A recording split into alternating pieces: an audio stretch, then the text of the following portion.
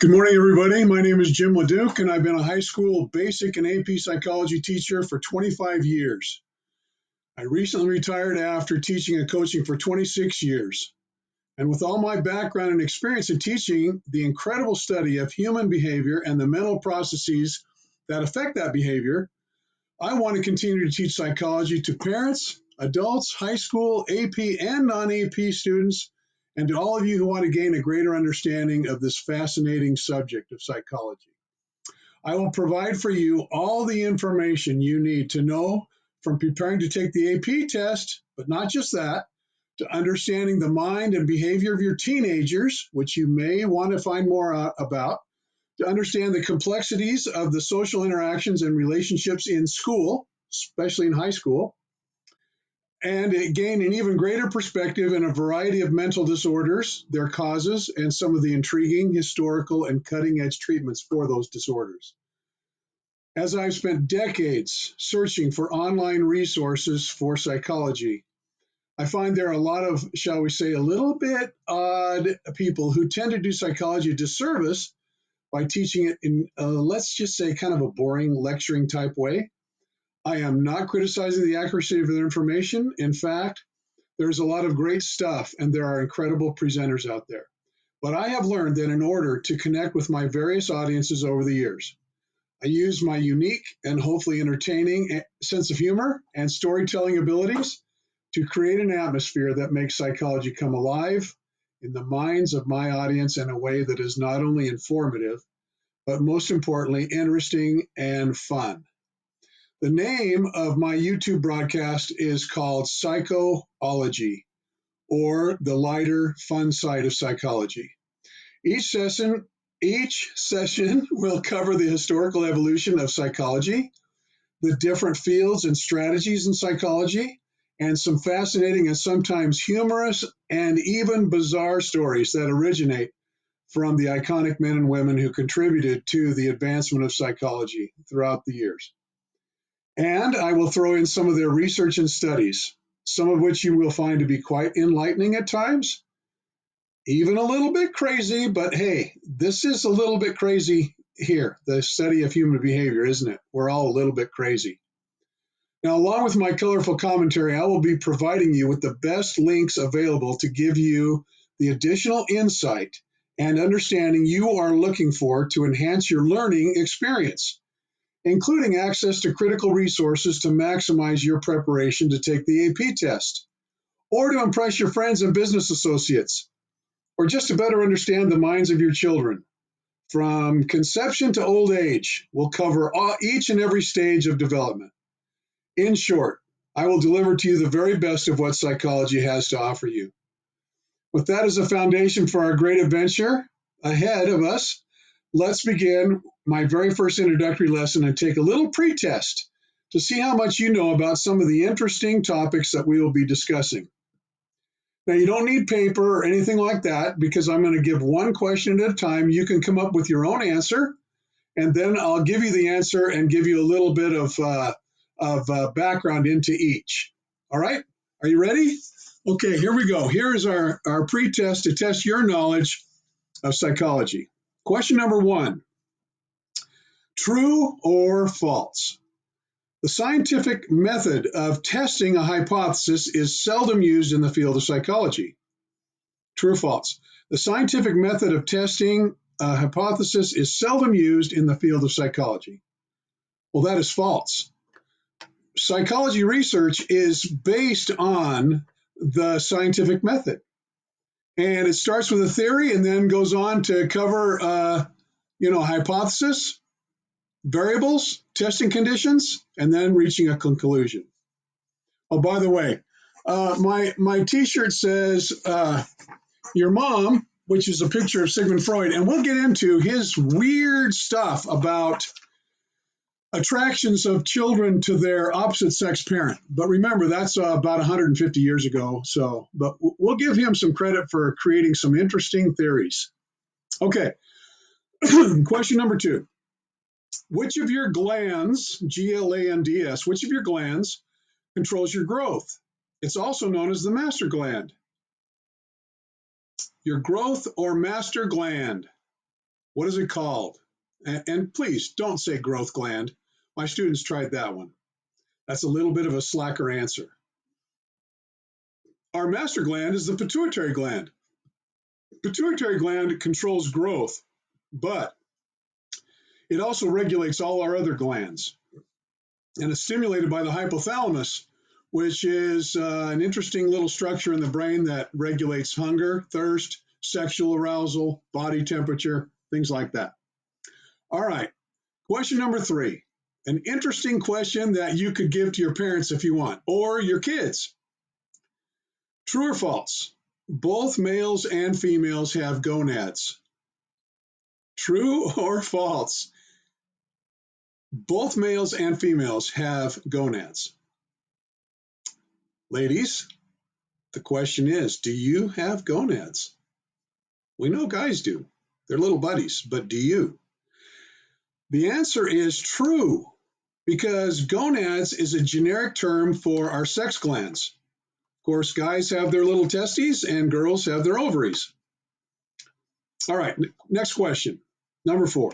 True or false? This is kind of a Little Red Riding Hood question. The bigger the ears you have, the better your hearing will be. True or false? The bigger the ears you have, the better your hearing will be. Okay, that is false. Hearing takes place inside the ear. But the outer ear does help us locate sound. And here's an amazing fact about hearing.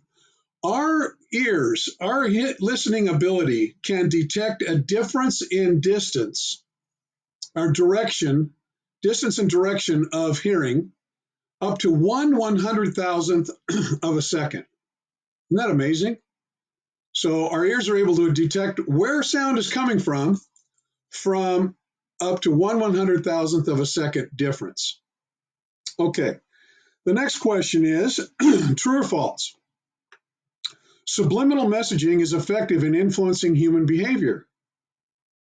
Now, I'm going to give you an example of subliminal messaging. Now, for those of you who are older, you may recall that the Beatles used to do subliminal messaging in their albums. If you played them backwards, I think it was on the song The Walrus, I think it was Yellow Submarine, but I'm not positive.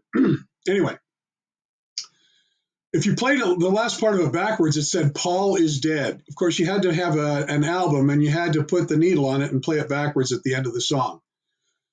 But that was a type of subliminal messaging. So in research, let's give you an example. So back in the 80s, they wanted to see if subliminal messaging would influence moviegoers to buy popcorn and Coke, because that's where they get their profits. They usually lose money when they bid to show movies. Okay. So what they did is they spliced in, back in the day of movie reels, they would splice in one picture of Coke and popcorn.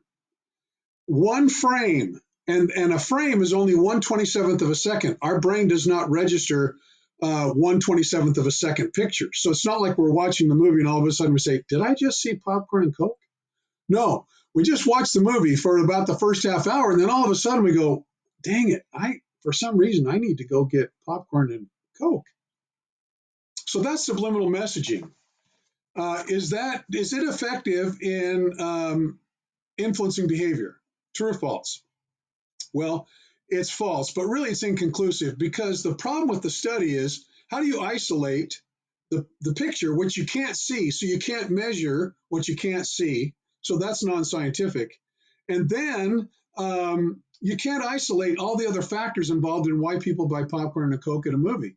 Maybe they smell popcorn and Coke. Maybe it's something they do at every movie, whether or not they're hungry. Maybe someone eating next to them is kind of eating loud and you're smelling the popcorn. You go, man, I got to get some popcorn. So if you can't register seeing the picture, then you can't measure a percentage of variables that are compared and determine an outcome. So it was inconclusive. All right, next question. True or false? Your stomach could be completely removed and you can still experience hunger. True or false?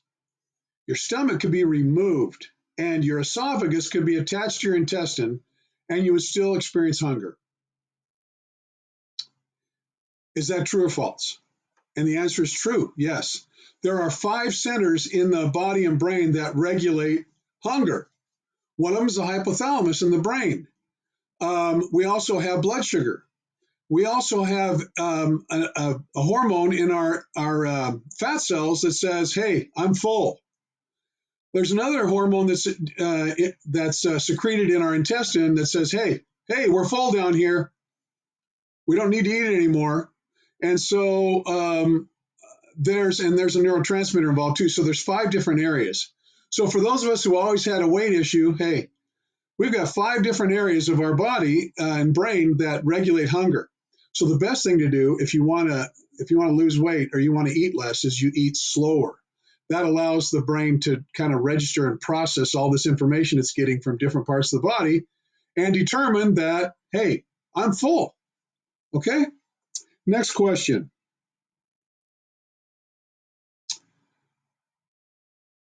True or false? Some animals, including humans, all humans, must have physical stimulation during infancy in order to develop properly. And that development is physical, emotional, psychological. So, true or false? Humans, some animals, all humans need physical contact, touch, frequent touch, in order to be able to develop properly. And that is true. That is true. My wife's cousins, a long time ago, went to Romania to adopt a couple of children. And here's what they found. Romania had such a bad economy that they allowed Americans to go in to Romania and adopt children because their orphanages were overflowing. So they traveled around to different orphanages. They ended up adopting 2 boys. But here's what they found. They found that even though the children were fed, clothed, provided a place to sleep and shelter, the staff was so overwhelmed they didn't have time to hold the children, to cuddle the children. And after several years, those children were underdeveloped. They were undersized, they were underdeveloped emotionally and psychologically. So physical touch, you gotta, when grandma gives you those wet smooches, you just gotta tolerate it because that's all part of proper nurturing, okay? Actually, one more thing. I have a picture, maybe I'll share it with you in a link, but I have a picture that shows 2 infant girls, sisters, twin sisters, in an incubator. And the picture is one of the infants has her arm around the other infant. Now, the one that has her arm around the infant is getting stronger and gaining weight. The other one is not. And because they're preemies, this little one that wasn't growing and developing, she was dying. And at the time, they had the infants, in separate incubators. A nurse came up with the idea to put them together. Since they were together in the womb, she thought, well, maybe that's a good environment. So they put them together in the same incubator. And that twin that was dying actually, actually started getting stronger and gaining weight, and they both survived. The picture is the one twin with her arm over the other. It gets me every time. All right, let's keep going. The human body's lowest point of physical activity in a 24-hour period of time occurs at what time? So the time of day or night in a 24-hour period that the body is at its lowest activity, that means body temperature, that means respiratory rate, things like that, heart rate. Here's your choices. Here are your choices. A, 3 to 5 a.m. B, 1 to 3 p.m. C, 10 p.m. to midnight. Now, if you chose 10 p.m. to midnight, maybe you might be a little intoxicated during that time of day. I don't know. I'm not judging you. If you chose 1 to 3 p.m., maybe your work is boring. Maybe you have a boring class after lunch. But the lowest point of physical activity occurs at 3 to 5 a.m. That's why when you go to bed at night, you don't have any covers on. And you wake up in the morning and you're all bundled up in the quilt and bedspread. Because, again, your body is at its lowest point of activity at 3 to 5 a.m. All right, let's keep going. You're doing good, are you? What's your score so far? You don't have to report it. I'm not going to grade it. I'm done with grading forever. Okay. Next question. On a percentage basis, what percent of your intelligence is genetic, inherited? And what percentage is as a result of the influences of environmental factors? Okay, this is the question. Did I get my intelligence from my parents? Some of you might be saying, I hope not. Or did you get it from your environment or both? But what percentage of your intelligence did you get from your parents and what percentage did you get from your environment? And the total, of course, adds up to 100%. You got your answer? Well, theoretically, the answer is 50-50 because there's a combination of nature and nurture that if in a perfect world, it would be 50-50, but that's not really the answer. Because here's the thing about nature nurture. There's one sentence that covers the answers to most all of the nature nurture questions. And that is this. We are all born with genetic predispositions that are either activated or remain dormant based upon environmental factors. We are all born with genetic predispositions that are either activated or remain dormant based upon environmental factors. And in reality, we cannot separate out nature from nurture, genetics from environment. And so the answer is inconclusive. It's a trick question. But I will say, in my experience, the apple doesn't fall far from the cart. Now, that doesn't mean you're going to be your parents, but there are some strong, powerful genetic influences. But I'll give you an example of that statement I just made. In my family, we have a depression gene. Okay, it's there. It's there in a number of my family siblings, parents, grandparents. I've never been depressed a day in my life. I've been angry, frustrated, discouraged, but I've never suffered from depression. Now, why is that? I think since I'm the only one that hung out with high school students for 26 years, and maybe because my wife is so awesome and I love my kids so much, and they brought me so much joy and happiness without causing any trauma over the years, I have never been depressed a day in my life. So it's remained dormant in me. All right, nature nurture. We're going to talk about this year. It's a fascinating subject. Okay, true or false? Consistent training can assist a child to be potty trained sooner than if there is little or no training. Consistent potty training can assist a child to be potty trained sooner than if there is little or no training. Well, the answer is false. Now, we're going to talk about developmental stages of life.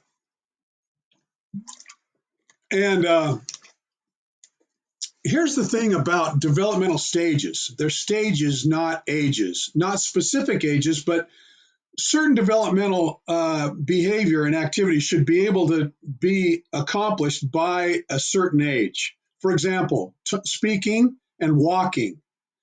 Okay, there's a range of ages where those should be in place. If a child isn't speaking until age 4, that's a warning signal. Or if they're not walking until a later age than, say, 2 to 3, maybe something is going on.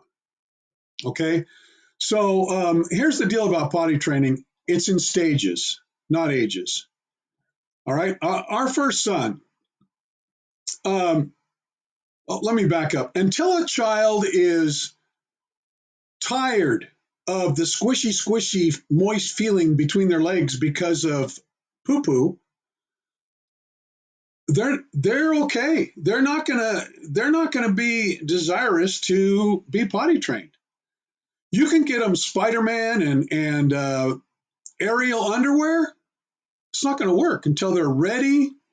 They're ready to be trained, and so it's a stage. Okay. Let me give you an example on that. Our firstborn son, Jimmy, he was singing and reciting poetry at age 18 months. running around the house, having a wonderful time, speaking, singing, memorizing little fairy tale stories. And then we were so proud of him. We bragged to everybody, our son is so smart. And then our second child came along, Brian. We love him. And at age 2, Brian looked like Jabba the Hutt. He sat there on the carpet. He just kind of looked like a slug. He just kind of like drooled, cried, slept, and ate. Not particularly in that order.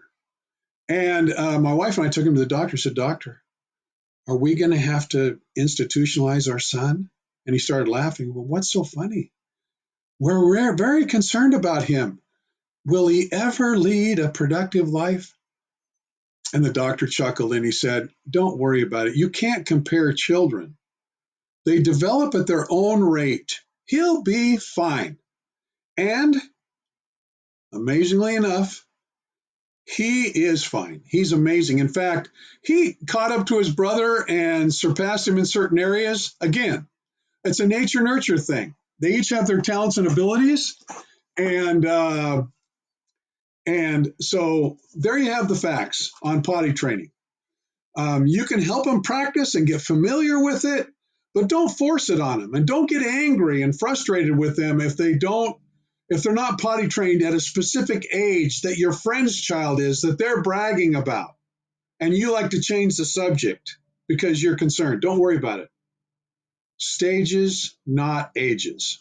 All right. Next question. True or false? This is an easy one. Growth spurts occur in girls at a younger age than in boys. Well, that's true.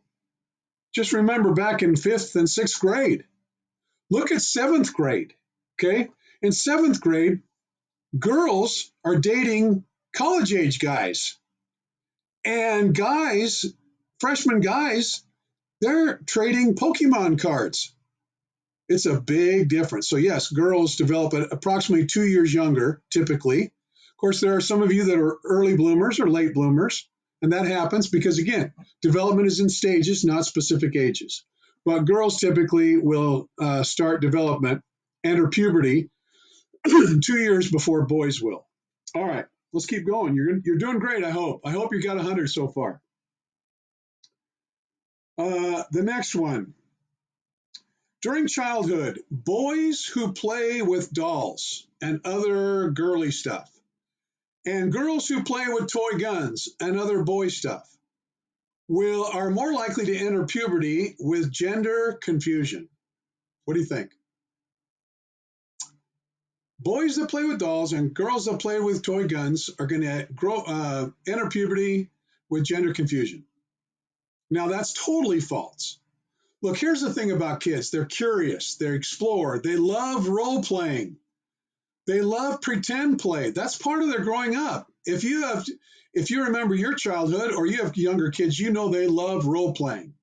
They're Ninja Turtles. They're Thor. They're princesses. They love pretend play. And so it's a curiosity factor. Gender identity is a lot more complex than just what kids play with. And we're going to talk about it. It's a sensitive topic, but we need to eliminate all the fallacies involved and the ignorance involved with gender identity. And we want to know the facts. And we're going to cover that in this series of podcasts.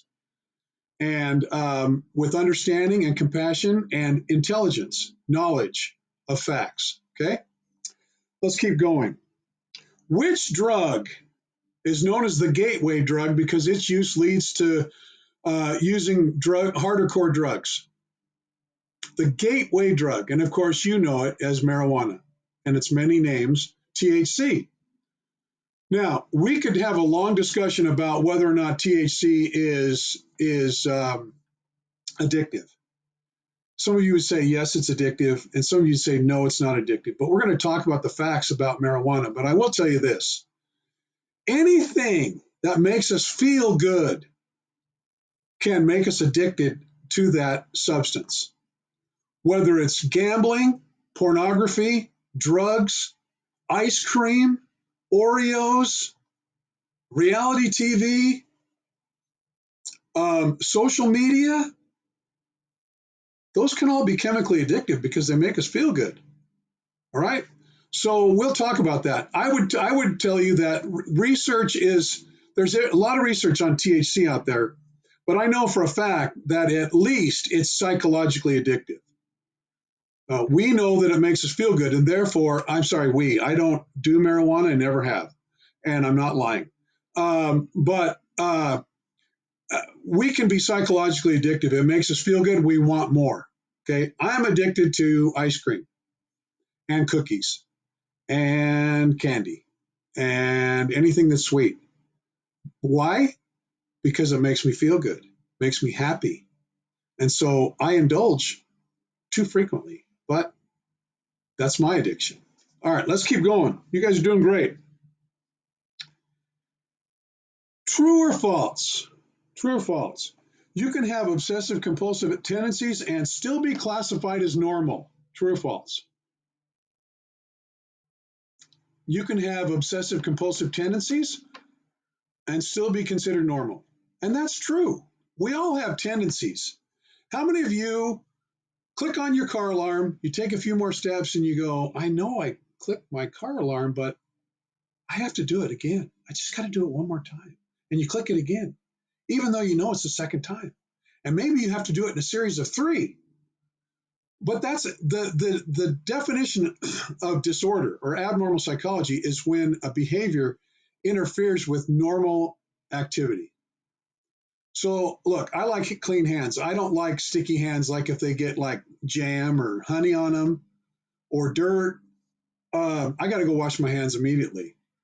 But I don't wash my hands for 5 minutes with 5 bars of soap at 105 degrees 5 times, and it causes me to be late every day to work because then it would be a disorder because it's disrupting my daily routine. But isn't it great that we're all just a little bit abnormal? Wouldn't life be boring if everybody was completely normal? I mean, I was watching some abnormal behavior on Instagram this morning, and is it behavioral disorders? Some of them were. There's no doubt about it in my mind.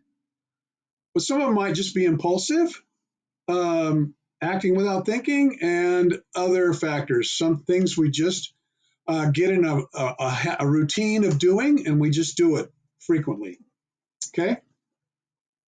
So we're all a little bit abnormal, and we're all normal. Now, if it disrupts your daily routine, like if you're depressed for over 2 weeks at a time, you need to go seek help because that's the clinical diagnosis or one of them of depression. If you have it for 2 weeks straight. All right. How about this one? True or false?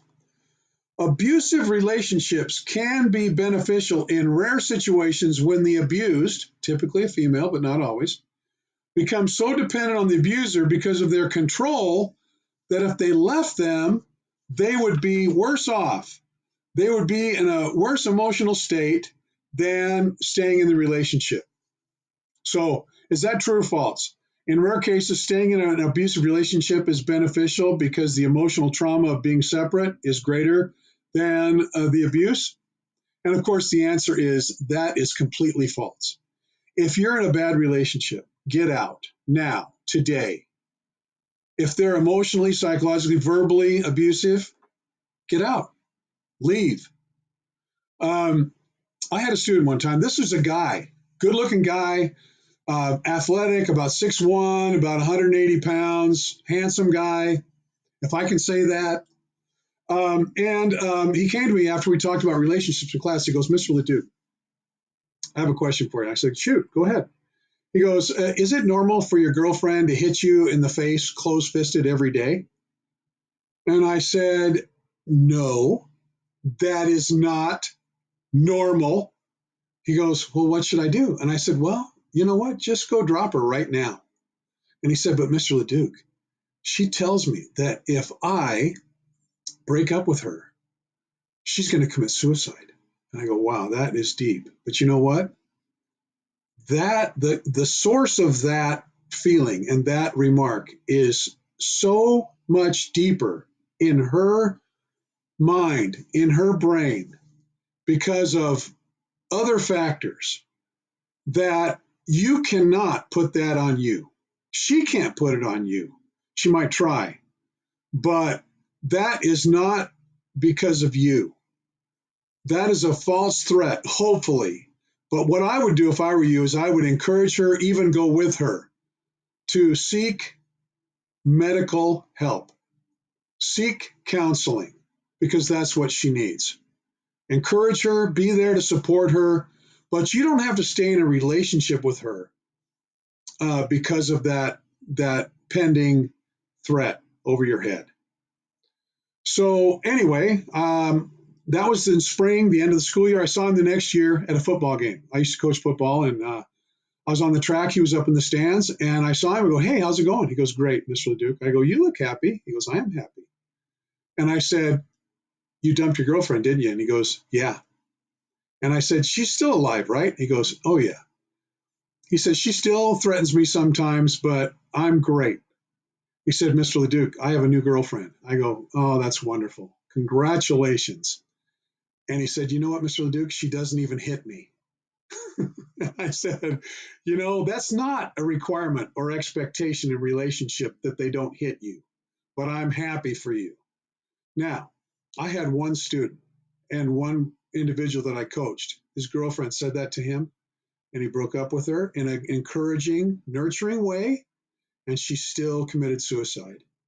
And he's had to carry that his whole life. But I'm telling you, people, that's a selfish act that's rooted in deep emotional problems that she needed and she was getting counseling and medication for. She was a very troubled young lady. And this poor guy, not one of the nicest kids and great families I've ever met, he had to carry that on. Now, he's been able to move on. He's married. He has some kids. He's doing great. But again, you can't put something like that on yourself. You can't. However, we all need to be we need to be vigilant in watching out for our friends. And when we see some of those signs, and you know what they are, we've been educated on them, encourage them, go with them to seek help as best you can. Okay? All right. A couple more questions. How you doing? The next question. True or false? Both males and females experience a monthly hormonal cycle. True or false? Both males and females have a period. Is that true or false? Now, I know what you guys are doing. The guys are going, no way. And no, You girls are going, oh, I've seen it. And the answer is true. We both have monthly hormonal cycles. Now, males don't have such obvious signs. I mean, we don't get nosebleeds or anything like that. But guys go through a dip in emotion. Maybe they're more sullen, quiet, a little more depressed or angry or tired, something like that. But we all go through cycles. We live on cycles. We have a circadian rhythm. That's our 24-hour cycle. We have seasonal cycles. We have annual cycles. The animal kingdom, of course, they have hibernation and migration. But we all have cycles we live on. And so the next time, ladies, the next time your dad is cranky with you, let's say you're in high school and your dad's cranky with you, just say, hey, Dad, here's a Midol. It's obvious you're on your period. Just relax, take it a little easy. Recognize your condition, and I'll help you work through it. Something like that. He'll think you're crazy, but you may be more right than he could ever realize. Okay? Last question. I love this question. I save it for last. It's kind of a sex question, okay? We're going to talk about sex in here because it's part of human behavior. It's why you and I are here right now, okay? So here's the question. It's two parts, okay? At what age do males reach sexual maturity? At what age do males reach sexual prime time? And at what age do females reach sexual maturity, sexual prime time? You think you got it? Now, here's the interesting thing. Guys reach prime time from ages 25 to 28, maybe as late as 30. Ladies, 38 to 40. 38 to 40.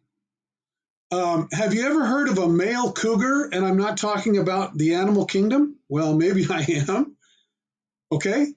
So here's the deal. Guys in their early 30s, they want NFL, pizza, football, beer, and I'm overgeneralized, computer games. What do ladies want? Affection, sensitivity, time. And there's a little bit of a lag time between when guys start lowering in sexual performance and ladies are still heading toward their peak. So guys, be sensitive to that. And remember, there's a remedy, the little blue pill or the little yellow pill or whatever you want to call it. And so and there's lots of commercials about that stuff out there, about ED and all that. And so, guys, if you're middle-aged and you're finding you're not quite in prime time anymore and your elevator doesn't go all the way to the top floor, hey, call out the little repairman in the little blue suit, and you'll be fine, and she'll be happy. All right, so that's our test, and that's kind of giving you a window into some of the wonderful things that we are going to be talking about this year. So I hope you'll join me. I hope you'll subscribe. I hope you'll tell your friends and relatives about it, and join me in this great, wonderful adventure ahead as we delve into the mysteries, the facts, the fallacies, the fascinations, the 3 Fs. All right, in psychology. So until next time, I'll see you on Psycho-Ology on the computer. And next time, we're going to be talking about the history of psychology and some of the ancient practices of treatments of mental disorders. And that's a good one, especially when we get back into ancient times. So I'm Jim LeDuc. This is Psycho-Ology, and I'll see you next time. You take care. Have a great day. Smile and do something nice for somebody else.